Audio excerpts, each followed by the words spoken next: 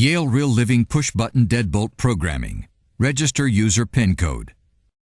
Please note, if the lock is connected to a wireless automation controller, it is recommended that it be programmed through the controller to ensure communication between the lock and the controller unit. Please note, the Deadbolt will not accept the programming of duplicate PIN codes already stored in memory. For this example, we have set the master PIN code to 123456.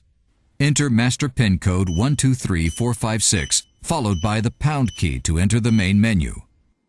In menu mode, select 2 for user PIN code registration, followed by the pound key. In this example, we add 2 new users. User 1, PIN code 11111111, and User 2, PIN code 2222.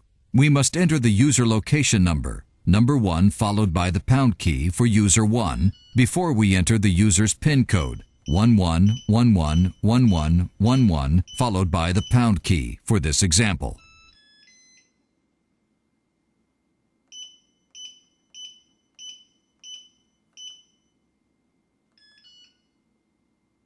We are demonstrating how to add an additional user by entering the user location number 2 followed by the pound key for User 2 before we enter the user's PIN code 2222 followed by the pound key.